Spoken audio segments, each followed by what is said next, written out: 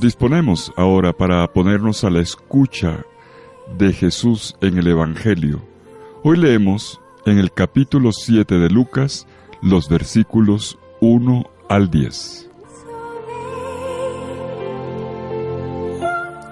En aquel tiempo, cuando Jesús terminó de hablar a la gente, entró en Cafarnaúm. Había allí un oficial romano que tenía enfermo y a punto de morir a un criado muy querido. Cuando le dijeron que Jesús estaba en la ciudad, le envió a algunos de los ancianos de los judíos para rogarle que viniera a curar a su criado. Ellos, al acercarse a Jesús, le rogaban encarecidamente diciendo: «Merece que le concedas ese favor, pues quiere a nuestro pueblo y hasta nos ha construido una sinagoga».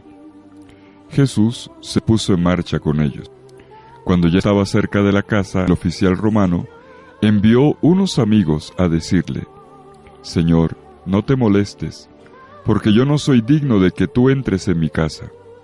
Por eso ni siquiera me atreví a ir personalmente a verte. Basta con que digas una palabra y mi criado quedará sano. Porque yo, aunque soy un subalterno, tengo soldados bajo mis órdenes, y le digo a uno ve y va, a otro ven y viene, y a mi criado haz esto y lo hace». Al oír esto, Jesús quedó lleno de admiración, y volviéndose hacia la gente que lo seguía, dijo: «Yo les aseguro que ni en Israel he hallado una fe tan grande». Los enviados regresaron a la casa y encontraron al criado perfectamente sano. Palabra del Señor. Gloria a ti, Señor Jesús.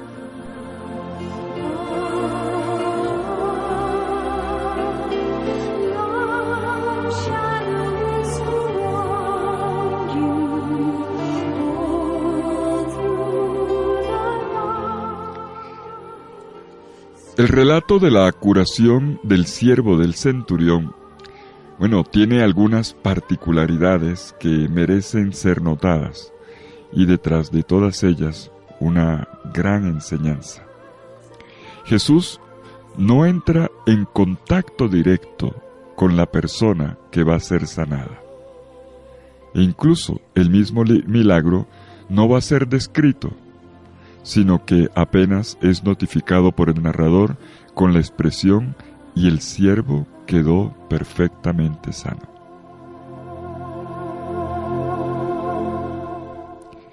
Y es que todas las circunstancias en que ocurre este milagro no son habituales, se salen del formato. El que pide es un centurión, o sea, un oficial de las tropas romanas. Es un pagano. Además, representa a la fuerza enemiga, a los que tienen sometidos política y económicamente al pueblo de Israel. Ni es miembro de la comunidad hebrea, y más bien representa a los enemigos.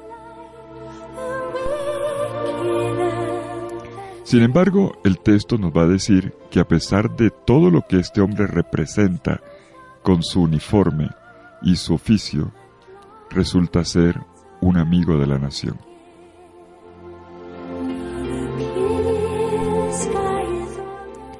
Este oficial, sabiendo que los hebreos deben evitar el contacto con los paganos, con los no circuncisos, so pena de contraer impureza, no va directamente donde Jesús, sino que manda una delegación.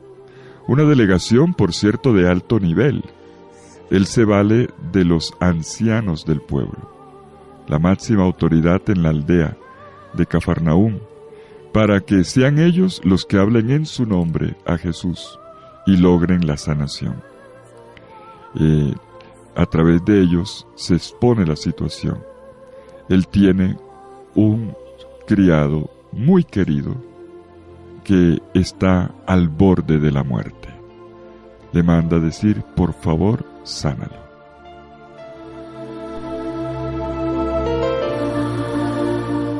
Cuando esta delegación llega donde Jesús, ellos comienzan exponiendo ante Jesús quién es el centurión, por qué merece que su criado tan querido sea sanado.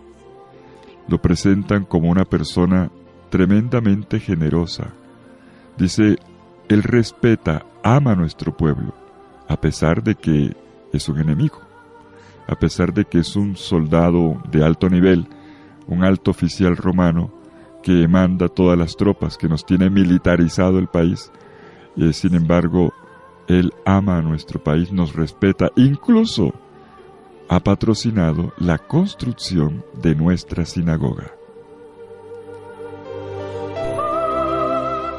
Todos estos elogios que los ancianos del pueblo hacen sobre el centurión romano nos hacen sospechar de que este oficial romano es una persona que está en camino de conversión hacia el judaísmo. Recordemos que al pueblo judío solo se puede pertenecer plenamente por nacimiento, por genealogía. Y este hombre pues no lo es y nunca lo tendrá.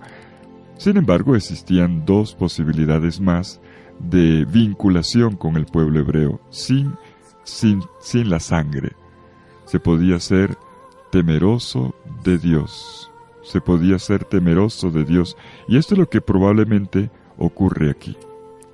Una persona que, siendo pagana, comienza a practicar todas las costumbres judías, adhiere al Dios de Israel sin haber nacido judío. Con todo, será visto siempre por parte de los judíos como un creyente de segunda clase.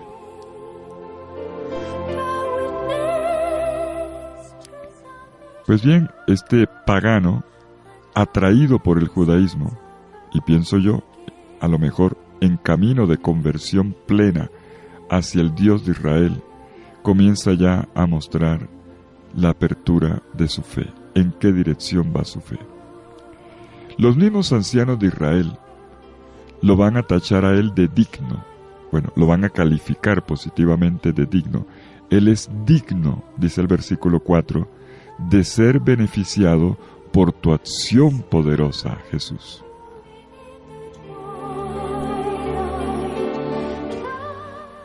Y en el momento en que Jesús acepta y dice, vamos, y se pone en camino hacia la casa de este centurión, uno como lector se imagina que Jesús va a entrar en la casa, va a imponerla, se va a inclinar, como hace siempre, ante el enfermo, le va a imponer las manos, como hace siempre, y entonces el siervo quedará curado.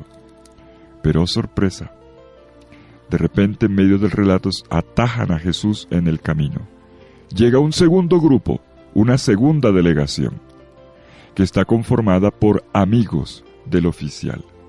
Miren, el primer grupo era de los ancianos de Israel, el segundo grupo es el de los amigos del centurión.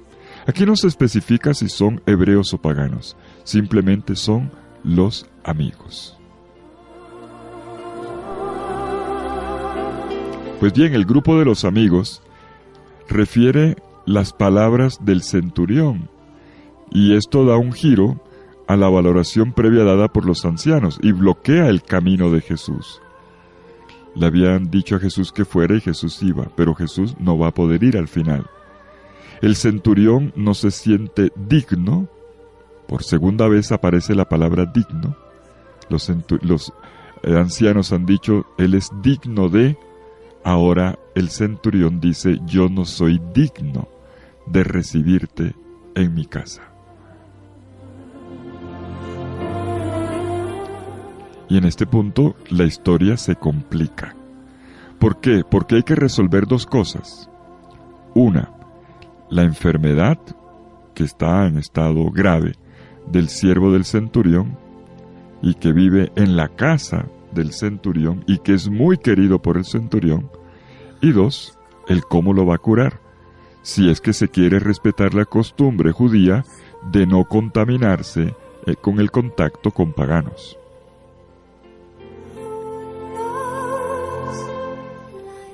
Y el oficial romano encuentra la solución del primer problema en la persona de Jesús, porque Él cree que Jesús como sanador va a sacar de esta situación límite a su criado. Por eso es que ha enviado 2 veces a mensajeros. Pero ahora encuentra la solución plena. No solamente que sea curado, sino que Jesús no se contamine.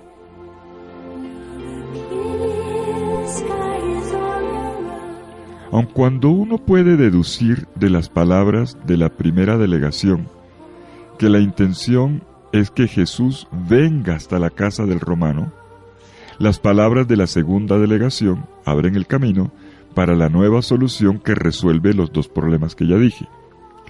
Con la petición de no pasar el umbral de la casa, el centurión transfiere a Jesús su propia experiencia que viene del mundo militar.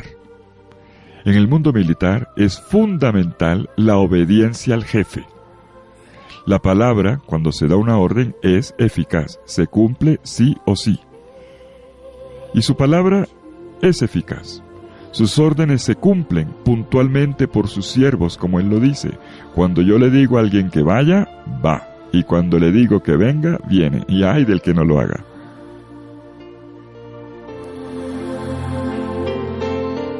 Pues miren qué reflexión tan bonita la del centurión, que transfiere esta experiencia del mundo militar, su propia experiencia de vida, a lo que pasa con Jesús. Esto en lógica es lo que se llama un procedimiento de menor a mayor. Si la palabra del centurión realiza cuanto dice, mucho más la palabra de Jesús, que es una palabra que no simplemente da órdenes, es una palabra poderosa que viene de Dios.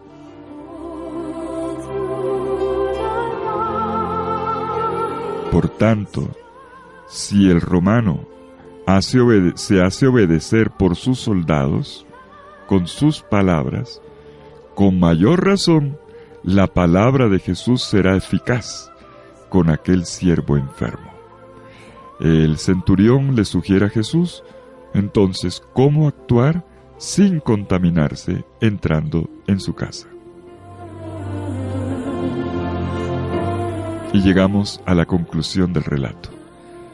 En este capítulo 7, versículo 9 de Lucas, encontramos una expresión maravillosa. La conclusión está cargada de admiración por parte de Jesús de la fe del centurión. El centurión hace que Jesús abra los ojos y que quizás los brazos, hace emocionar a Jesús. Normalmente, ustedes lo saben, ocurre lo contrario. Cada vez que Jesús hace un milagro, la que se admira es la gente, y la gente aplaude y alaba a Dios. En cambio aquí, y este es el único caso en el Evangelio de Lucas, es Jesús quien se maravilla, quien se admira, quien aplaude las palabras del centurión. Tenemos a un Jesús emocionado, a un Jesús admirado. No he encontrado en todo Israel una fe tan grande como la de este pagano.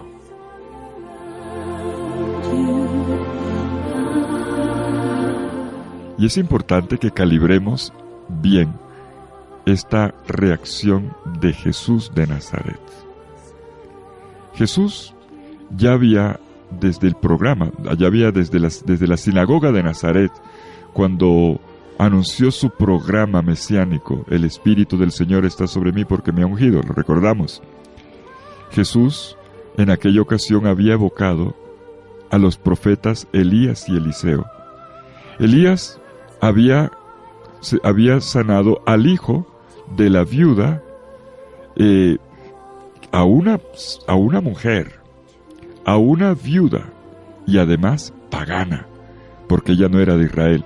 Y Jesús dice, miren, cuántos enfermos, o cuántas viudas, mejor, cuántas mujeres necesitadas había en Israel en aquel tiempo, y solo una fue curada, una pagana, una extranjera, la viuda de Sarepta.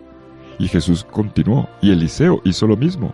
¿Cuántos enfermos había en los tiempos de Eliseo en Israel? Y no curó a ni medio leproso, ninguno. En cambio, sí lo hizo con un pagano, con Naamán el sirio, Naamán, que era pagano, que era extranjero, que era impuro porque estaba leproso y además era oficial del ejército enemigo. Y Jesús lo curó. Eliseo lo curó. Lo mismo Jesús hace ahora.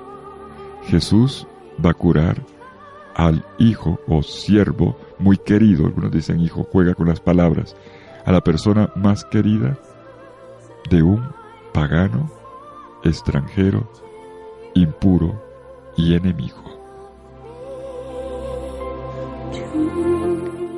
En este relato tenemos ya la prefiguración de lo que ocurrirá en los Hechos de los Apóstoles. Allá conoceremos después, en los orígenes de la Iglesia, en los Hechos de los Apóstoles, la historia de otro centurión romano. Y de ese sí sabemos el nombre, se llamaba Cornelio. Está en el capítulo 10 de los Hechos. Y Jesús va a intervenir en su vida, no directamente, sino a través de un mensajero, a través de Pedro, quien se ocupará allí de la obra de salvación. Pero hay una diferencia.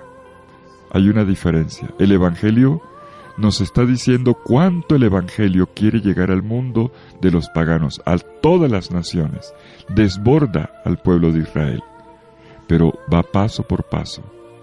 Aquí Jesús no entra todavía en la casa del romano. Pedro sí lo hará.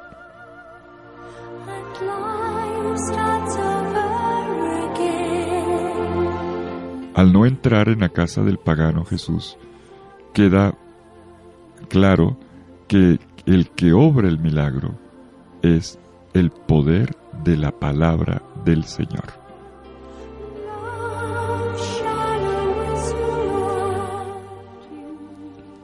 Aquel centurión romano había logrado obtener lo que mandó pedir por medio de los ancianos del pueblo, pero logró algo todavía mucho mayor, que se notara su fe, que se notara la grandeza de su fe.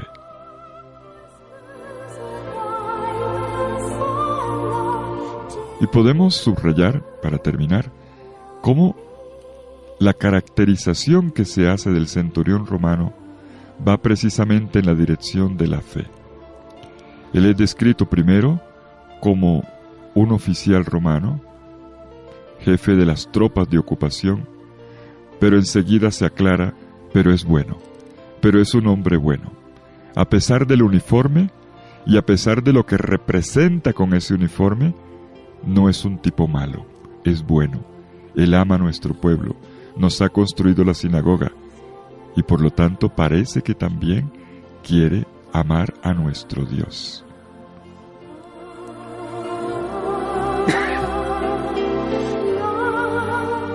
Este hombre es exaltado, además, porque se preocupa por su empleado más querido. No es normal en este tipo de ambientes. A pesar de todo, es una persona muy humana, muy humana. Le duele su empleado y se la juega por su empleado.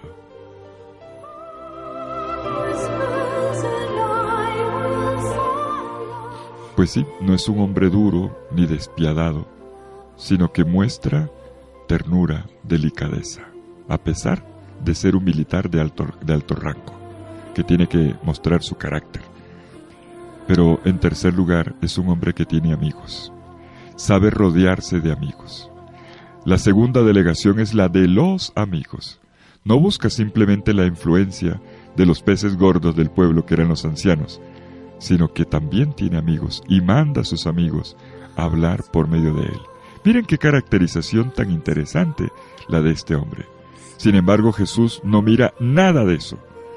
Lo que Jesús mira es la fe. Eso fue lo que le importó a Jesús. No he visto en todo Israel una fe tan grande. ¿Y en dónde estuvo esta fe? En que él creyó en el poder de la palabra de Jesús. Él sabía que en esta palabra que salía de la boca de Jesús había una fuerza transformadora. Ya en la sinagoga de Nazaret la gente lo había sentido, cuando admiró las palabras de gracia que salían de la boca de Jesús.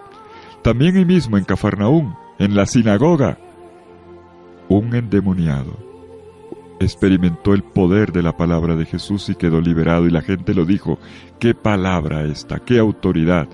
Manda con su palabra y los espíritus inmundos salen. ¡Qué palabra! Y esta palabra de Jesús curó a la suegra de Pedro, y esta palabra de Jesús curó montones de enfermos en la puerta de la casa, y esta palabra de Jesús fue la protagonista el día de la vocación de Pedro en el lago: en tu palabra echaré las redes. Y una y otra vez se ha visto el poder de la palabra de Jesús. El centurión, un extranjero, un romano, un pagano, un impuro, un enemigo, entendió la grandeza de Jesús y se doblegó ante él. A pesar de su alto rango, supo inclinarse ante el Maestro de Galilea, ante Jesús. Su fe era una fe grande porque era una fe humilde. No soy digno de que entres en mi casa. No soy digno de que entres en mi casa. Esto es lo que Jesús lo lleva a abrir los ojos, los brazos y a felicitarlo, a admirarlo. No soy digno de que entres en mi casa. A pesar de su alto rango, este hombre es un hombre humilde. Su fe es grande porque reconoce el poder de la palabra de Jesús, como ha venido ocurriendo desde el comienzo en Nazaret.